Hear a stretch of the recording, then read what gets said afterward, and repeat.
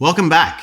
And if this is your first time joining us, welcome. I'm Laurent Mounier from Safe Pacific Financial, and today we're going to be talking about how you can protect your most valuable asset, which is your ability to earn an income.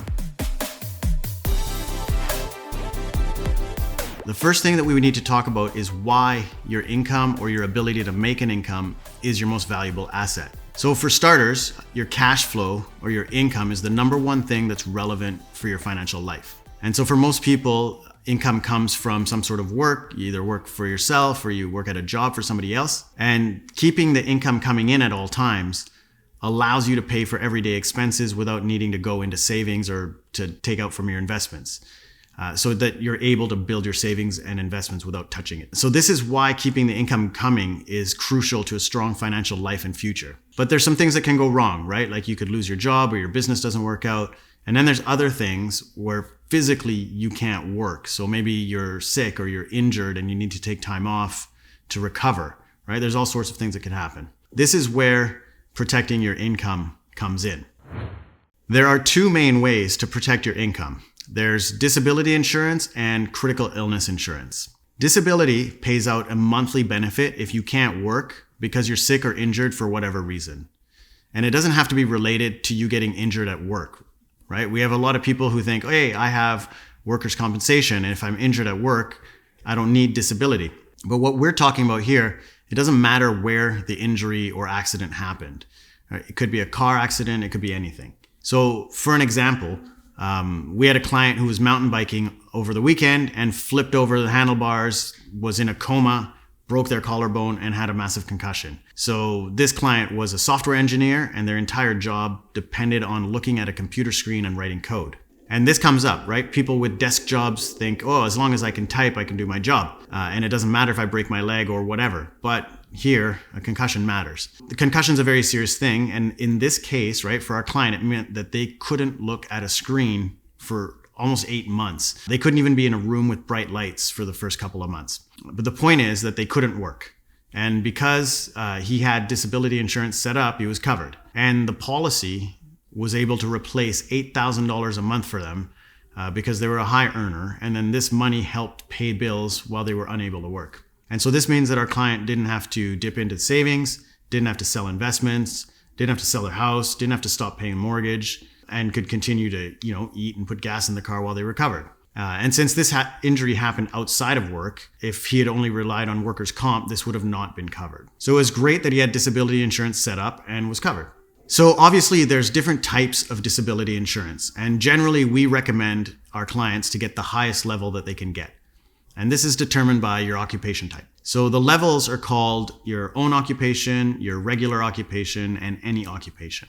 And so what do these mean? So own occupation means that if you can't do exactly the job you were doing before and get paid the same amount that you were paid before, the disability insurance will pay, right? So for example, if you're a brain surgeon and something happens where you can't be a brain surgeon anymore, but you could still do something else, maybe you're going to lecture at the university. Well, if you have own occupation disability coverage, it would pay you as long as you can't be a brain surgeon, even if you could still go and do something else like speak at a university. Own occupation coverage is often restricted to certain classes of occupation. And usually it has a higher education, higher income, higher responsibility, things like lawyers and doctors, engineers. Most people usually can get the next version that we'll talk about, which is regular occupation insurance. And this is usually what people have in their group benefits plans. Regular occupation means if you can't do something similar to what you were doing at a similar pay, the insurance company is going to pay out if you can go do that. So like I was saying, if you were a surgeon, but now you could be a doctor doing something else and earn a similar income, the insurance company would say, please go be a doctor and earn similar income. And they would help to retrain you and transition you for that. The last one is called any occupation. And this is what it is, right? If you can go do anything else, the insurance company wants you to go do that. So say something happened and now you can't be a plumber, but you could fold envelopes or you could be a greeter at a store, then the insurance company would say to, go get that job. It doesn't matter if it doesn't pay as much or that you're not using your skills or a ticket or a diploma. If you can go do anything, go do that. So those are the three kinds of levels Again, we usually suggest that you get the highest level available, and that protects you the best. We usually also recommend that you get it for the longest term period possible. So some of these policies will pay you for 2 years or 5 years. And in fact, if you have group insurance through work, I bet it's probably 2 years. You can go look at it. What we like to do is set this up for people until they're age 65, which in Canada is your traditional retirement age. What we also do for you is we cherry pick which insurance company will be best to work with for your occupation. Because we're independent and we work with all the different insurance companies, we know the types of business that each one wants and where we can get you the best deals for your occupation.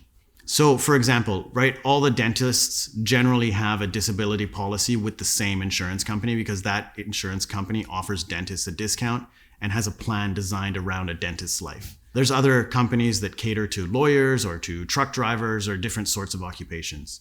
And that's where working with somebody like us will help you get the best insurance for you and for your scenario. So the other way that you protect your income is critical illness insurance.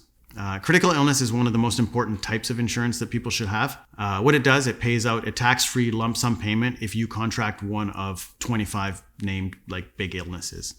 The big ones are cancer, stroke, heart attack, and coronary bypass surgery.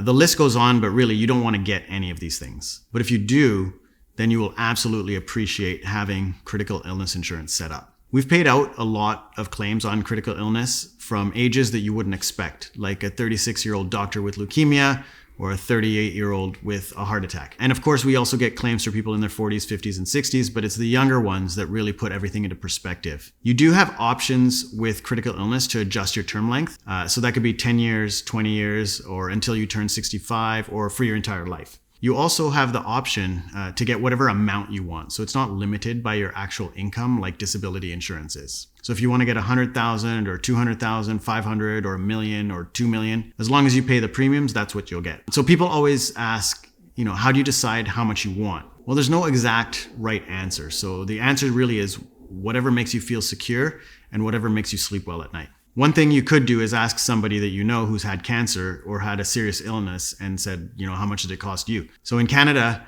we have a medical system that'll pay for some things, but not everything. And cancer can cost anywhere from $100,000 to $300,000 depending on how long you have it and how long you need to fight it for. And then while you're taking time off to recover, you still take time off work, but you still have a mortgage and your expenses still keep going and you still need money. So again, you don't want to tap into your savings and you don't want to sell your investments that are usually allocated for some sort of retirement or long-term planning. You want to have money there, right? And you can't predict these illnesses, but statistically, chances are that, it's going to happen to most people. So by taking out insurance now, hopefully you never do get sick, but if you do, there's money there to help pay for things. One interesting factoid about critical illness is that the number one thing that people actually spend the money on is usually travel and accommodations. So that's whether it's flying out and staying closer to family while you recover, or having family fly out and stay close to you, or traveling to a specialized hospital, hotel, flights, parking, all that can be covered with critical illness insurance.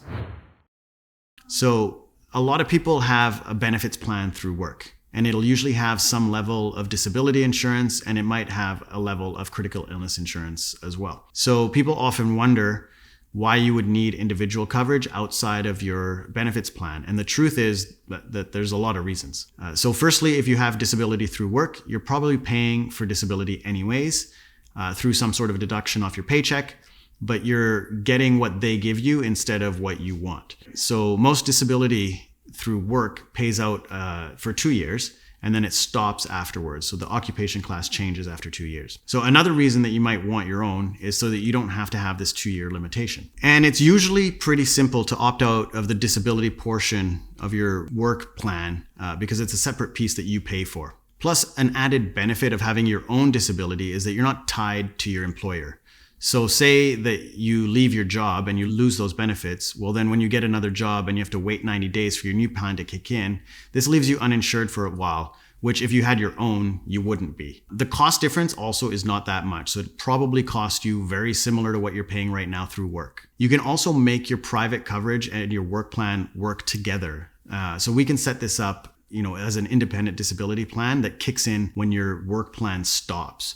So oftentimes this is 2 years plus 1 day. This way you're covered through work. And then if anything happens, that keeps you from working for more than 2 years, it kicks in. So one benefit of adjusting when your disability plan kicks in is that it often costs less or more, right? So a plan that kicks in after 2 years costs a lot less than a plan that kicks in after 30 days. And then as for critical illness insurance, it's sometimes included in a group benefits plan, but it's usually very minimal amount. So yours is probably like 25,000 or 10,000 or 50,000. Sometimes, not even. And that's why we recommend people get additional coverage, because it's kind of 50-50 if you'll contract one of these major illnesses between the age of 18 and 65. It's also 50-50 whether you'll use your critical illness insurance sometime in your life. So we also recommend that you set this up earlier, as it's usually cheaper to get the younger that you are.